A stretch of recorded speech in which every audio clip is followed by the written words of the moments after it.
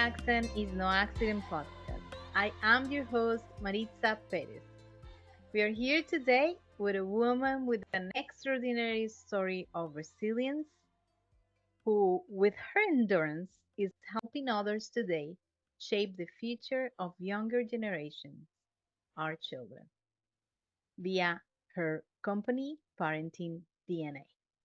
Her name, Anita Carte.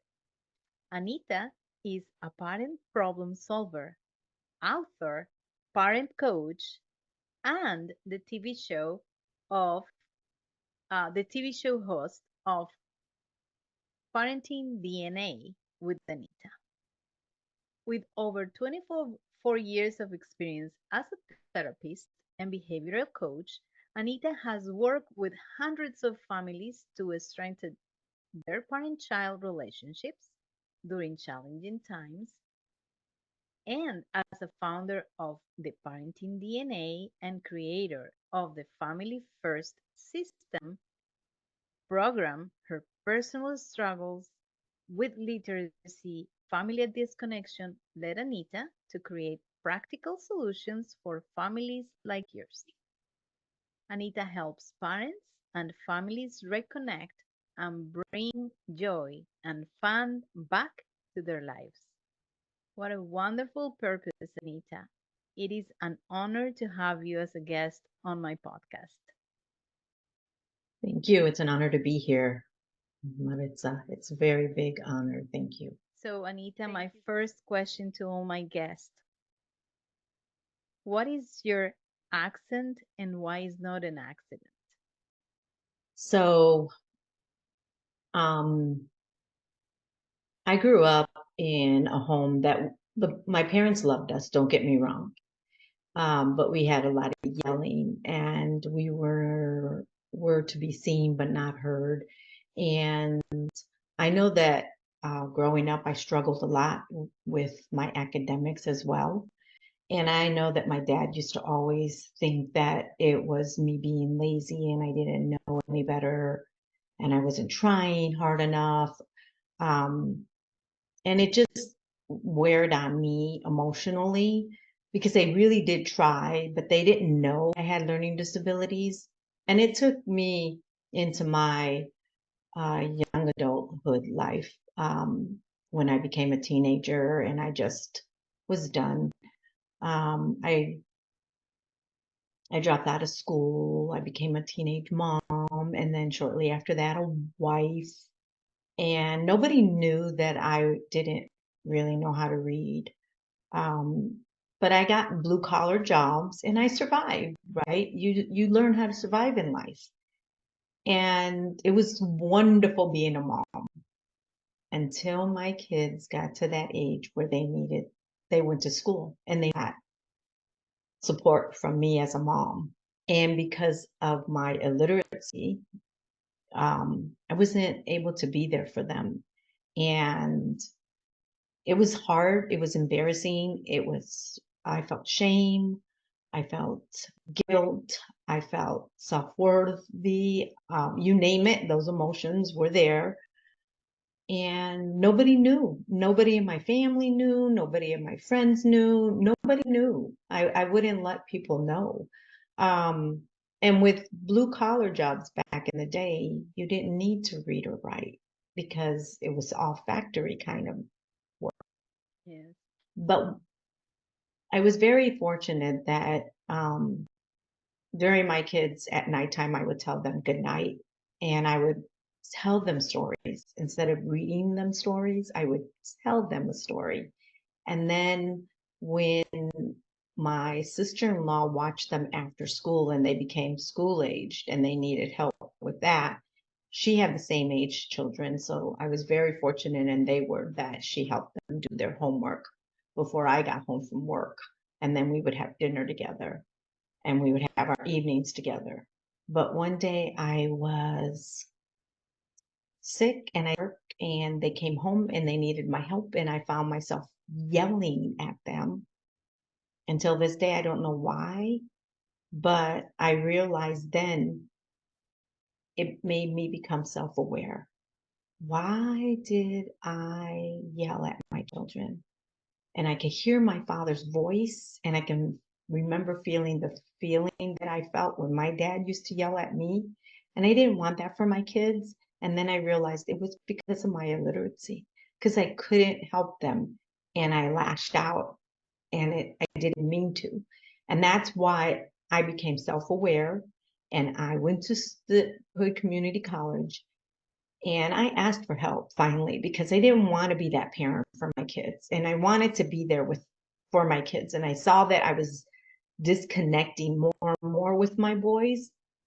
And so, yeah, that's why I do what I do. And that's what made me have the passion to help others because I learned it firsthand the disconnection, my literacy, and just all my other trauma that was in my childhood and my teenage years. And I role modeled for my kids that day after I had tested, and I literally was emotional wreck. I can't even tell you what the emotions were I felt when they tested me.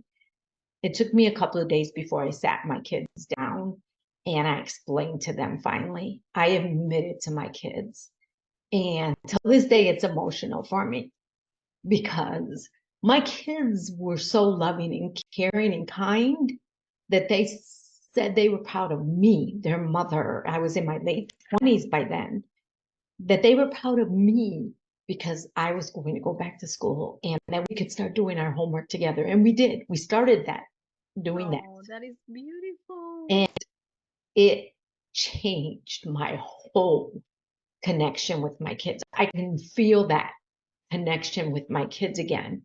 And it just pushed me more and more. And I got my degrees and I showed them. And it was so nice because when I did finally go to college, my son was old enough by then and he would proofread some of my big papers Yes, and tell like me, your essays and yes, things and like he that. would tell Yes. me, Mom, you you you need to change this because you keep forgetting your past presents or whatever. And I'm like, okay, baby.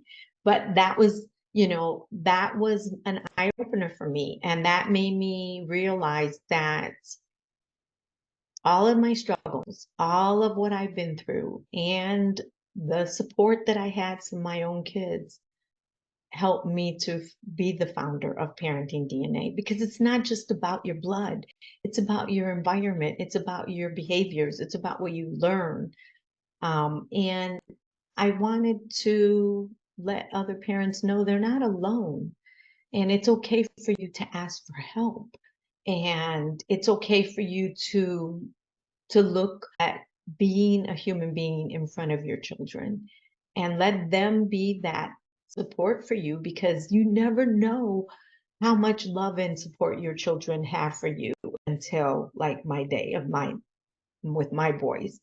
And that was so inspirational for me that I just, I wanted to help. I want to help parents. I want to help them to understand that we all have challenges in our lives and we all have made mistakes and we don't have parents that come with them when we No, become a parent. it So, it is very difficult. And I would like to interrupt you here because I want to say something, and then I think that your story is not only of resiliency, but also is a story of love. yes, Um, love to yourself and love to the family, right? To your family. yes, And it is incredible how our children sometimes teach us more and surprise us with yes, their outcomes. Like when we think, like in your case, where like you when you're not aware of why are you yelling at your children, and then it hmm, made you go to where you are today, saying, why did I do this? And how many of us are doing these same things? Um, Maybe based of fear or shame. We were ashamed of ourselves. or embarrassed. Yes. And then when you come out to your kids and you explain, they're fine. They're okay with it. Yeah. So in your experience, is this always happen? And I want to hear from you so that our audience hears this answer. Is this the normal that will happen? So, absolutely. I would say over the 24 years of me providing services to families, I would say about 80% of the families that I worked with, they were literally the parents or grandparents or aunts, whoever was raising the children at the time that I came for help and give them services. They were surprised when we would have that family meeting and allow them to communicate and express what was going on for the parent or the caregiver or whoever was raising the children, what the response was from the child. They were like the same way as me. You can see that connection again. You can see the emotions going on between the two of them.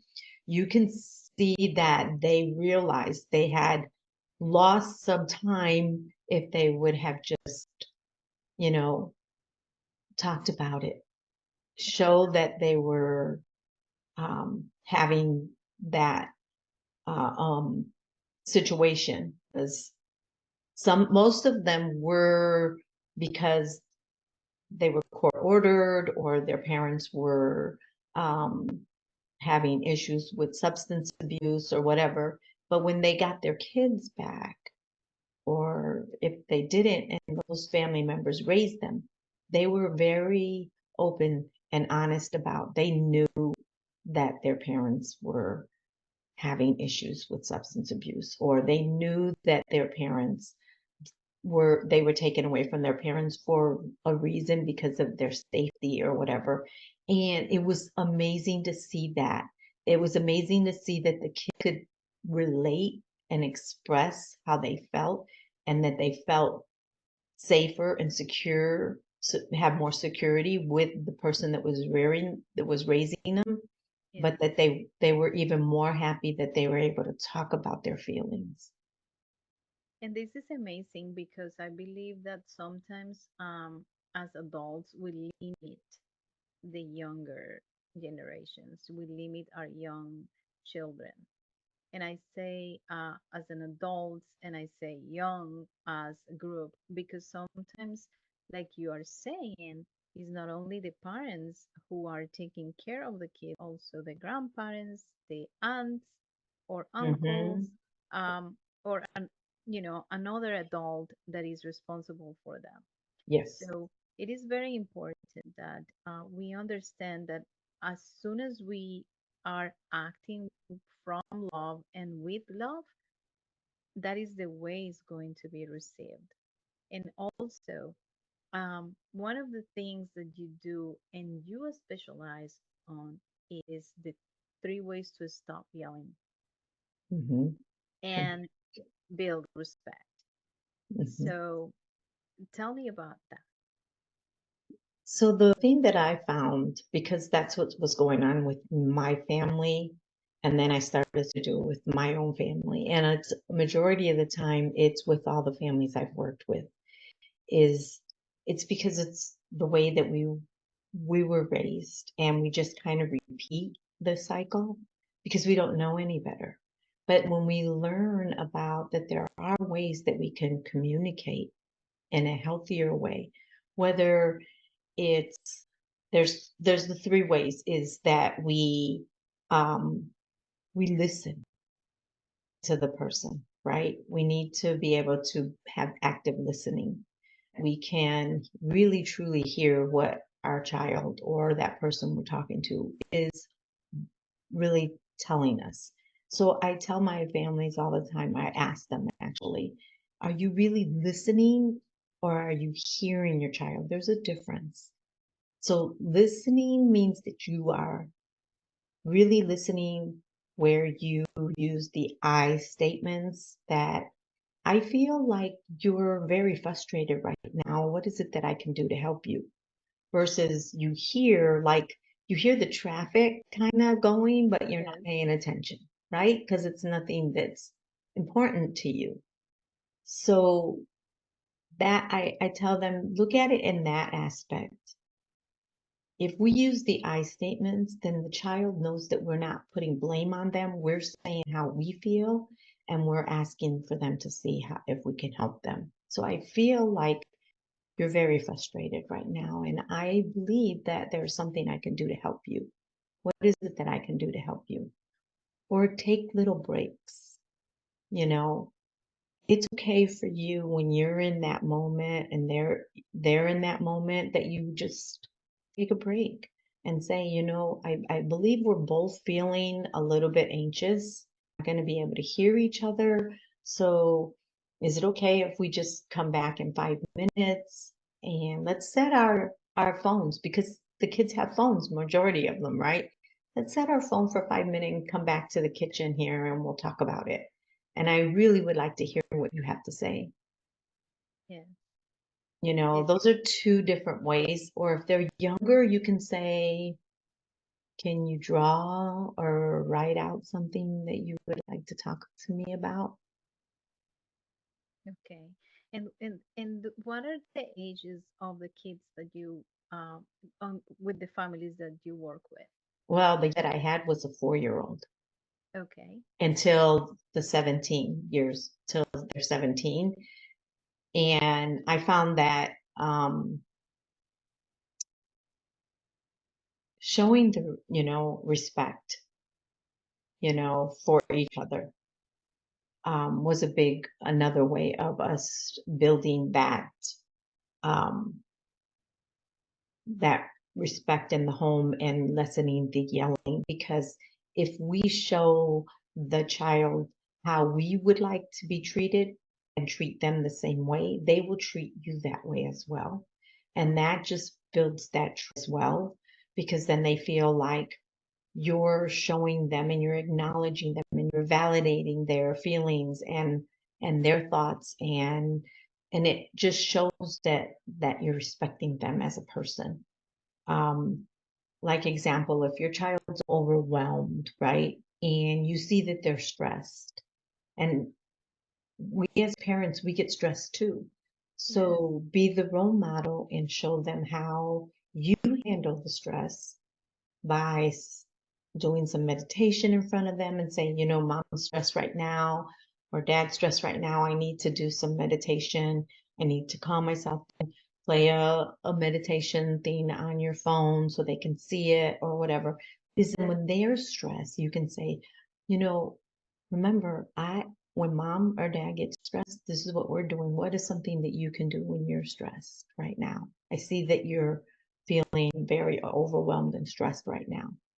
That shows them also that you're showing them the healthy ways to communicate and the healthy ways to deal with stress. It's very important for us as parents to recognize our own way, how we want people to talk to us and listen to us, how we want to be treated, and how we handle stressful situations. And that becomes the way that our kids see, and they see us practice, they will practice. And so a lot of times I tell parents, we all make mistakes. So if you make a mistake and you've showed your child that you're human, it's okay for you to come back and say, I'm sorry.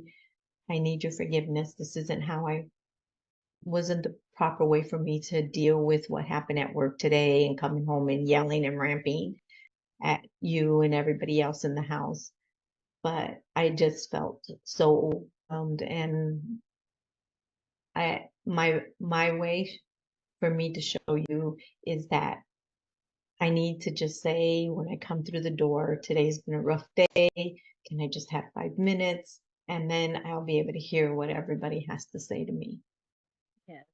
And that is very true, because life happens, and like Hmm. what you said, children don't come with a manual that say this is what you do and what situation. Mhm. And on chapter 13, you will learn how to, you know. so, so I think that is very important, parent out there that is listening, to understand that we are all humans and we are all have our different accent, our different way to do things, and a different way to react and act to different things and different situations. And if you are a high achiever, for instance, and you had a rough day, you're probably going to be in a bad mood. And Mhm. understanding yourself first, that you are going to be like like a spark, that that's going to fire right up. If something happens, you go to the gym or do something prior to going to the house that calms you down, or you can simply say, I need a few minutes to decompress and I'll come back out. And if anything, because this is children. So, Yes. what would you say if, like, especially if they are younger? Sometimes you cannot help it that you come home and they're like, what? All Yeah, crazy and and that's happened to me.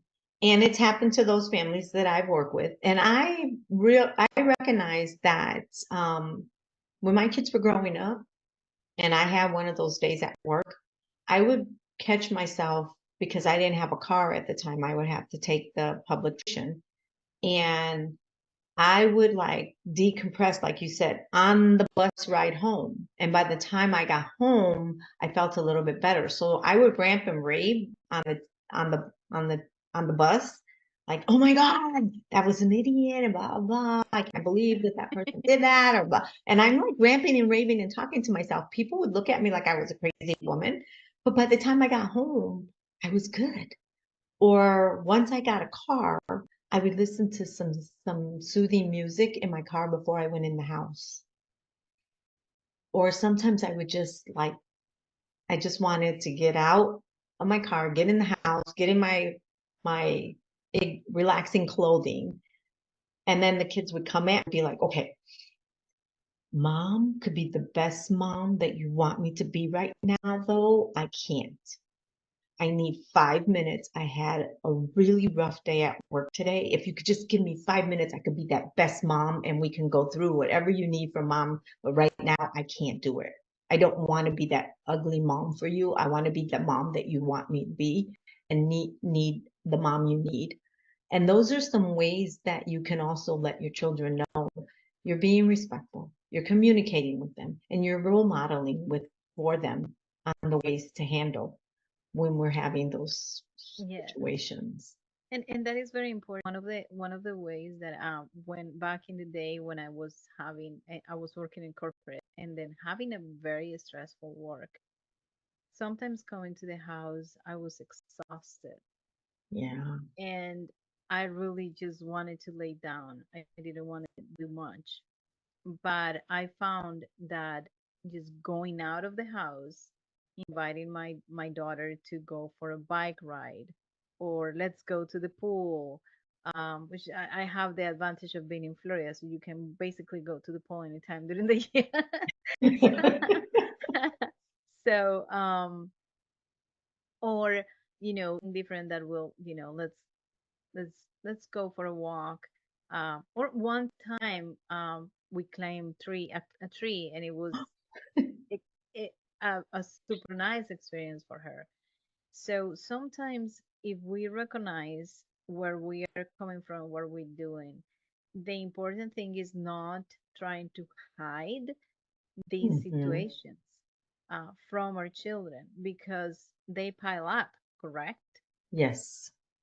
And then that is when bad things happen. That's when you find yourself yelling. Exactly. So now, if by any chance, and I want to ask this question because I want people to understand that if by any chance you get to a point where you're yelling, um, it is not doesn't mean that you're a bad parent. No. So what do you tell the parents when that happens? So when parents lose it, which is human, the best thing that I always tell them is take a step back, breathe, forgive yourself, give yourself grace because you are human and there's a lot on your plate as a parent, as a working mom, as provider, you name it. Give yourself grace. Show that you are um, having a moment. And don't forget, it's okay for us to say to our children or say to yourself that I'm going to give myself grace and I'm going to apologize and I'm going to do it in a different way. I'm going to look at all the other types of options that I have, like let's go for a walk as a family, or I'm going to come home. I'm going to go in my house. I'm going to tell my kids, mom needs to go for a quick walk. I've had a bad day. You know, would you welcome you're welcome to join me, but I just want to be in silence, but let's walk together. Or, I need to draw or write out, get a journal, write out your feelings, whatever you need. Forgive yourself is the most important thing. You're human and give yourself that grace. And reiterate the love for them that you Yes. have not stopped loving them. Hmm. It is very important. And then there are tough situations too. So when parent um, is in that um, situation that is super um, difficult for them to manage, like substance abuse, or let's say something less, like they are recognizing that they are under depression. Let's do that. Under depression or have any kind of mental fluctuation. In most When, cases, in yeah, most cases, people, when they recognize that they do that, it's always good for them to seek out the help they need.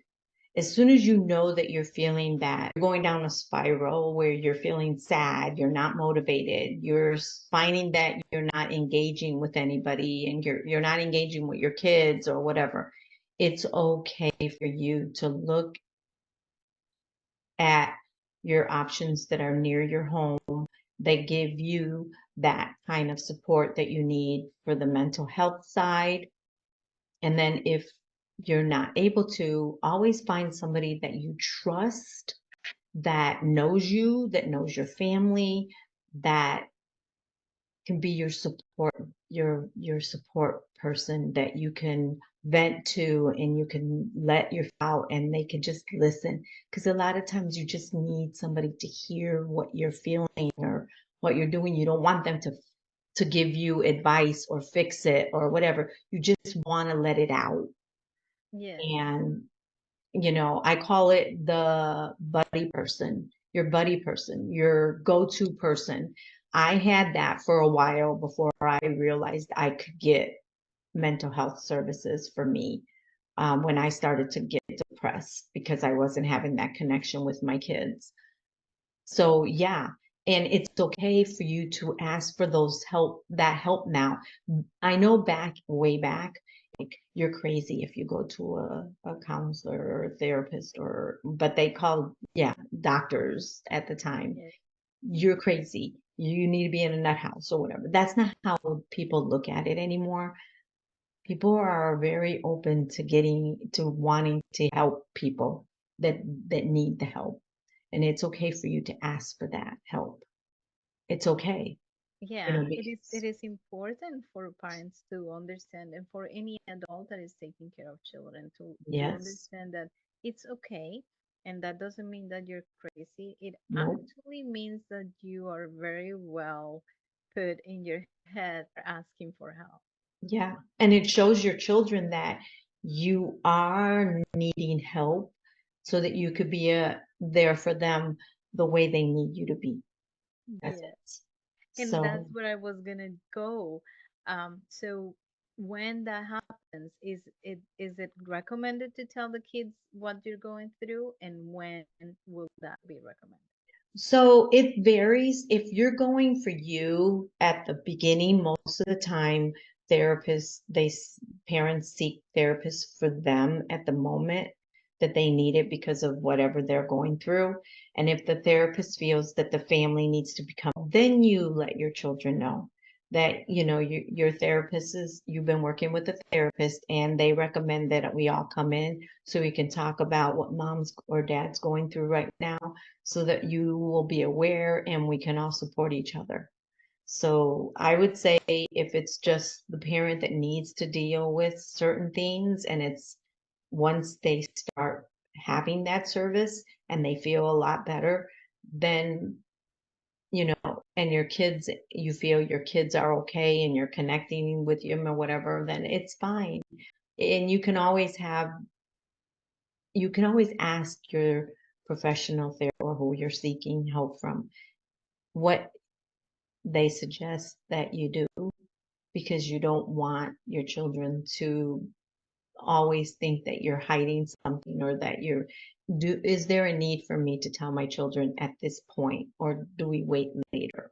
And they will let but if you're oh, if you're feeling better and you're okay and you're connected with your children, unless you're needing medication or any of that, um, it's up to you. I always tell my parents, it's how do you want to have the relationship with your children? And is there certain things that you want your children to know versus things that you don't want your children to know if it's not a need for it? Yes. That's how I would approach it. If it's not a So need at the moment, then they don't need, okay. And it also maybe depends on the age yes, as well, because absolutely. sometimes they are not going to understand when they are little, Hmm. although we Underestimate our children. yes. They may know more than you think. But Yes, yeah, I think it's if you feel the need, then yeah, you know, um, it's always good to be as and authentic and honest with your children. But if it's it's at your discretion at that point, you know. yes. And to that point, I remember a friend of mine some years ago. Uh, our kids were little, and I think hers was 4, and she was going through divorce, and she decided to go to therapy to help her with the whole transition. And her boy goes, "Mommy, you have today an appointment with your doctor, the friend." Yeah, And I you looked did at her and I'm notice. like, what is that? And she's like, that's my therapist. And I'm like, oh, okay. That's how I tell her. So that's how I told him that, I tell him that I am going to the therapist, that I'm going to a doctor that is like a friend. And I go, that's so cute. Yeah, a way, whichever way works for you, then you need to do it in that manner, I mean, my kids were a little bit older when I did let them know that I was going to a therapist and that I wasn't crazy.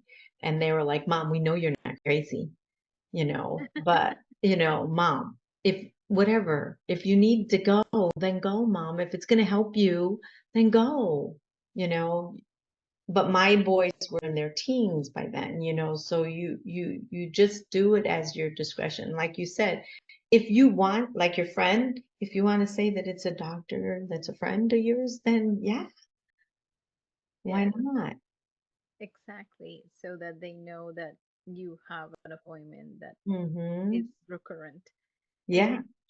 exactly. And how do you help your children cope with changes like such as divorce, separations? Well, I always have when I've had couples that are gonna get a divorce, we have a session and I let the parents um, explain to the children that they still love them. It's not about them, it's about their relationship, how they're not feeling. that they love that person as they used to love them. They're not, they're not mad at them, they're not angry at them, they don't blame them, but at the same time, they can't continue on with the relationship. And it's nothing to do with them as children. Um, and I give the floor to the children to let them express how they feel about the whole situation if they're old enough. If they're young, then I used to have the dollhouse, right? And I would let the younger ones express themselves that they would be, because by then they already know they're divorced or their dad's out of the house or the mom, whatever it is. And they have two homes now. They spend time at mom's house, they spend time at dad's house. So I let them express themselves using the dollhouse. And they can tell me what's going on here and what's going on there. And then we talk about, so how does it make you feel or whatever. And then I bring in the family, the parents, and I talk with them without the child to let them know this is what you guys need to address with your child. This is how your child is looking and at even how the homes are being. Um, Co-parenting is very important, and I always tell the parents that as well. I know that you can't have the same rules, but make them as close as possible so that it doesn't affect the children uh, in a manner of the structure and the respect and the rules. Um, but yeah, I let the I would give the floor to the parents because that's a way for them, and I would be like the not the negotiator. I would just be like the wall. And if I felt like I could see that they were struggling, I would say, so I would ask the child, so what do you think you're hearing from your dad right now? Or what do you think you're hearing from your mom right now? Because that also opens up the communication between the family and then they can talk about it. And most of the time, that's what happened. Then they would all just go into talking, and I would just sit there until our time was up. And you just mentioned something very important. In different occasions, listening and Mhm, versus hearing in both parts from parents and from children, mhm, and especially in teenage kids, our children when they're in that teenage time, boys and girls have, they're discovering themselves. They're discovering that they can do things without the help of their parents. So there are a couple of changes in their brain as well, mhm. that make them not so friendly. They're And finding their independence, I call it. They're finding their exactly. independence. They're testing. And then for the parents is, now, it's a different situation for the parents. It's difficult because they don't we don't know how to handle this new person without, like, but that's not many times, and I have heard other mothers saying this, that is not what I said at all. Why did you take it this way? And that's not what I said at all. um so is it important that how do we let them know that what we said is not what they hear? So that's what I call paraphrase back to them. Okay. So always repeat what you think you heard from your child. So let me be correct here. What I'm hearing you say is that you're upset because I'm telling you to clean your room right now and you're kind of like refusing. Is that what I'm hearing? And then they'll be like, I guess, because you paraphrased. Because even though you didn't use the same words with them that they used, like they were like, oh my God, my room's gonna get clean. It's not like a big deal or whatever.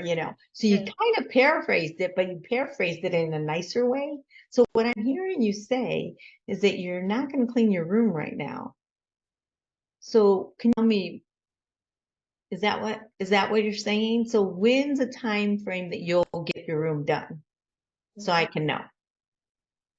So then there's no misunderstanding. So I always used to tell my parents, and me for myself, even with my grandchildren when they come visit me. So what I'm hearing you say is that mom and dad let you do that, but grandma's not letting you do this. But you get to do it at home, but you're not doing it here. Maybe I should text dad and see if that's correct. You know? Been And in then that they, situation yeah, before. yeah. And then they'll be like, oh, Graham, no, no, we can't do it at home either. We were just trying to see if we could get away with it with you, Grandma. And I'm like, oh, okay, well, I just was making sure, you know. Yes. So yeah, it's always I call it paraphrasing, but paraphrase it in a way where you're not attacking, you're not blaming, but you're saying what you're feeling you heard, so there's no misunderstanding. And with respect. Yes, It with is very respect. important. I have like women, we have this thing, and I think it doesn't matter what country you come from. We are very sarcastic, Hmm. and it has not a challenge, but it's difficult when I have to realize that I have to take a breath and stop. And I'm like, I was about to be very sarcastic, and I cannot be sarcastic because it's not going to be funny. Yeah, yeah. Yeah. And you're not alone, believe me, because I've been there and I'm sure there's a lot of your listeners that I've been there, whether they're the dad or the mom. We we tend to do that. And that's because it's our way of dealing with the situation emotionally. And we need to recognize that's not a good way for us to handle it because now we're just escalating the situation that caused the yelling, the disrespect to happen, the disconnection to happen. If we would just, you know, paraphrase, I tell them, Yeah. paraphrase, or take a breath, take a deep breath, give yourself a moment. It's okay. So, how do you switch from a point of being the paraphrasing to a moment where you're like, no, this has to be done right now, or this is what this is it, this is it. Okay, so yeah, like we're going to go out for dinner and I need to have this done by you right now because it's got to get done before we go, right? Okay, so instead of paraphrasing at that point, then you just say, you know what? We have 5 minutes before we have to go and we have to have our vehicle with all of us in the car. I I really need you to be a little bit more responsible and respectful so that we can get there on time. What is it that I could do to help you so we can move it along? Because I really need us all to be as a family and get where we need to go. Or if you have like dinner set and you're wanting them to come and eat and they're on their gaming system and they're taking their time and you want them to eat a warm meal. So I'm just letting you know that dinner is served and you can have it hot or have it cold. Just saying, it's going to be your choice. I'm not warming it up. So Okay. you're letting them also take responsibility, but you're also letting them know that you're there in the moment and you're helping them, but you're also giving them the experience to, I call it the natural consequences. Okay. In a very respectful way, Yes, in a very, without getting to the point that they that you allow yourself to get to a situation that makes you upset. Yes. And so you plan it before because you kind of know what A, B, or C situation is yes. gonna happen. And sometimes if they don't follow through, who said that we need to give our kids that consequence in the moment?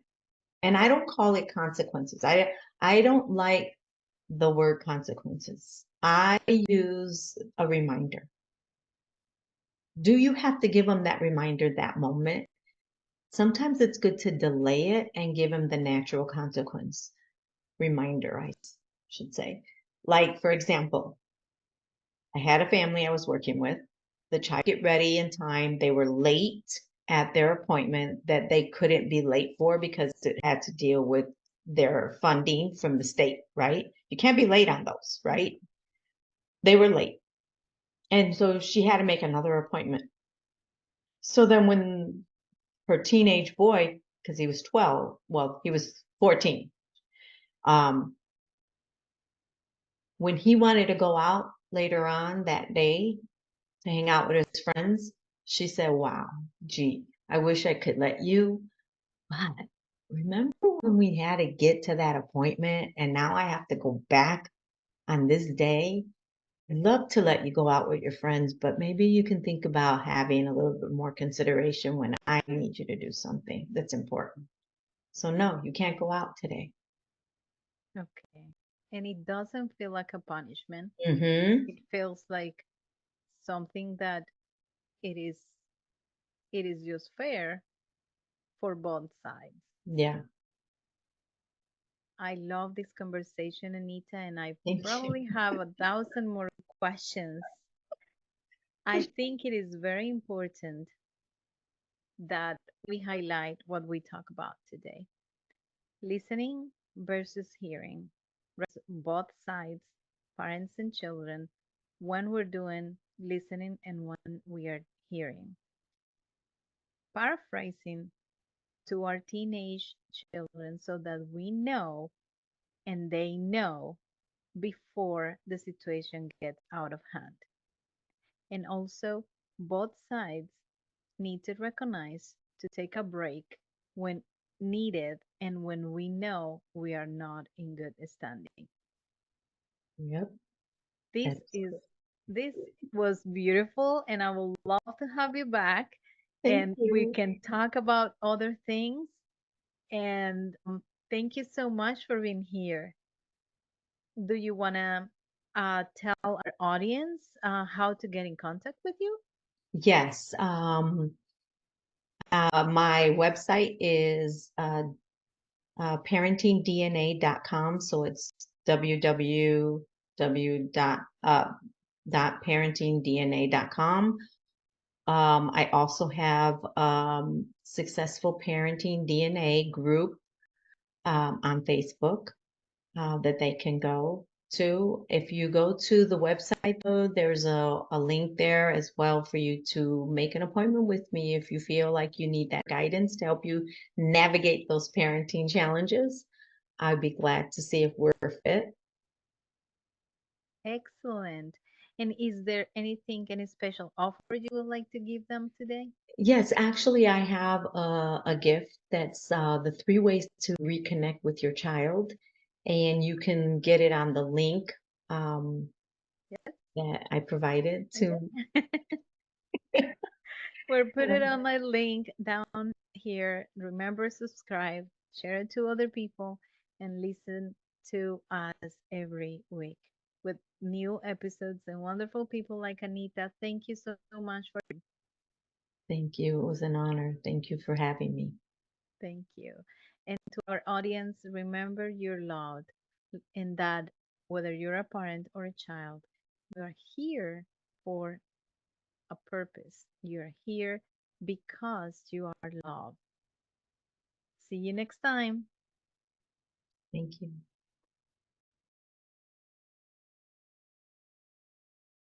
Hi, it's Maritza here.